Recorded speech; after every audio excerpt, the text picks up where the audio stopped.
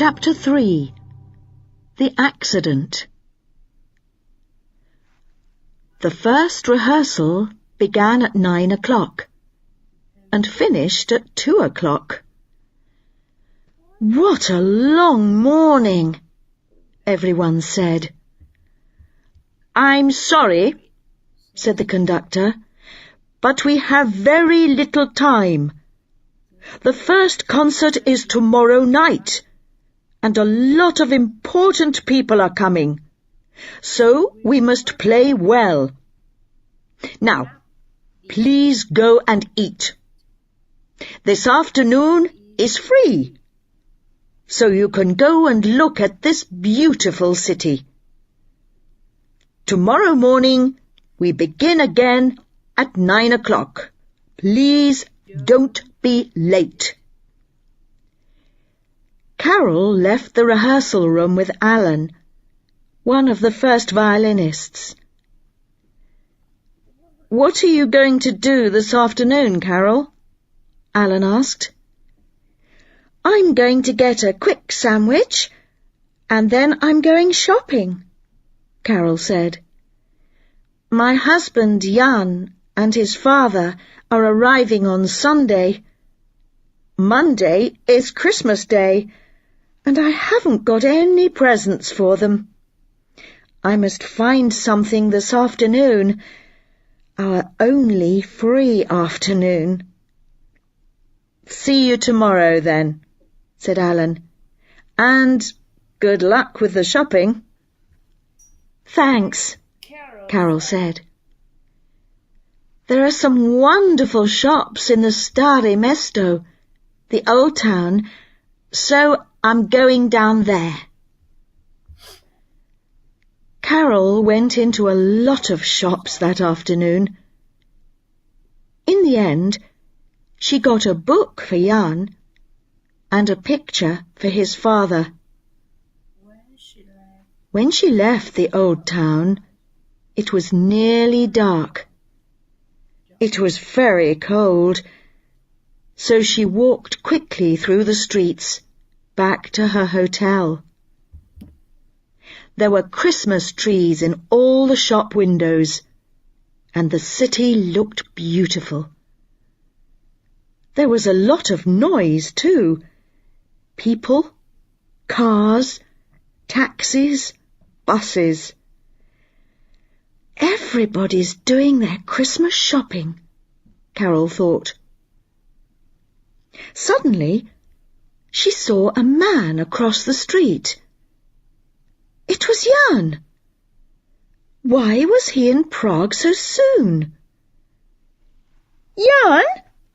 she shouted across the street. But Jan didn't hear her. He walked on. Carol shouted again, very loudly. "Jan! Jan!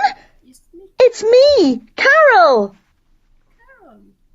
A lot of people stopped this time. They all looked at her.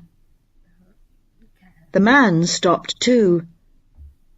He turned and looked at Carol for a minute, but he didn't smile, and he didn't speak. It was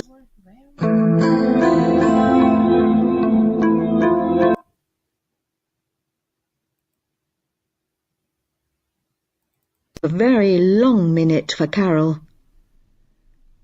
Her husband's eyes were cold, and Carol began to feel afraid.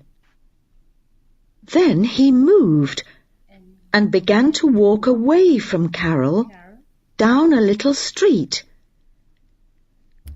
Carol did not understand it, but she knew one thing. She did not want to lose him. "Perhaps he didn't see me very well. It's so dark now. He's going. Where is he going? Jan, come back! Are you ill?" She ran across the street. There was a sudden noise, and somebody shouted. 2 seconds later, Carol lay in the snow.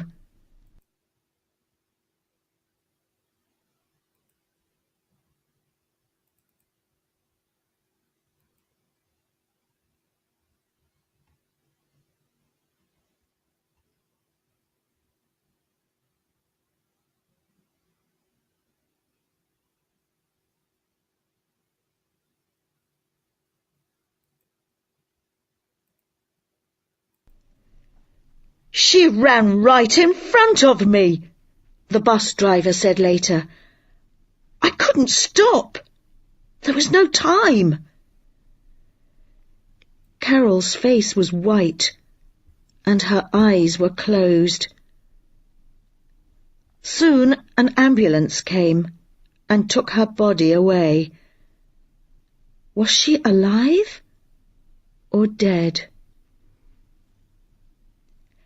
At 9 o'clock the next morning, the conductor was ready to begin the rehearsal. He opened his music, and the orchestra started to play. Suddenly, his hand stopped moving, and the music stopped at once. "Harpist!" the conductor shouted angrily. "What's the matter with you? Are you sleeping? You begin to play here." "Excuse me, Mr. Rinaldi," said someone at the back of the room. "The harpist is not here." Everyone turned and looked at the harp at the back of the orchestra. It was true.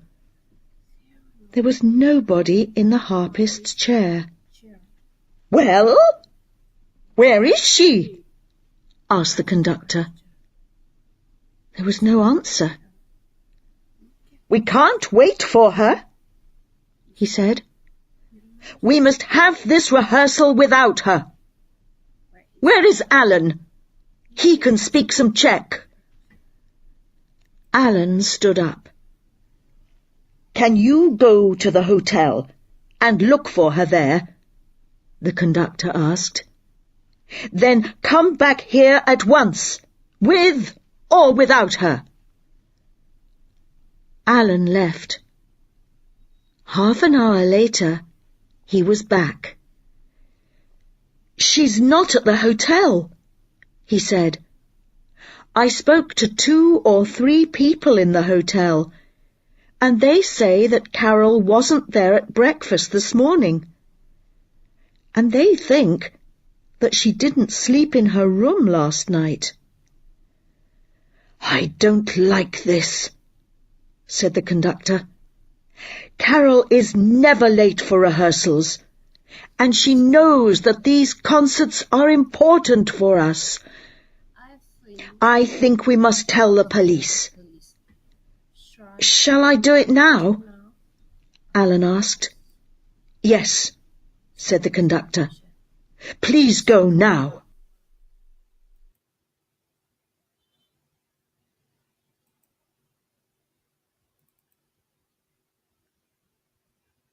Đây đây là bài viết số 3.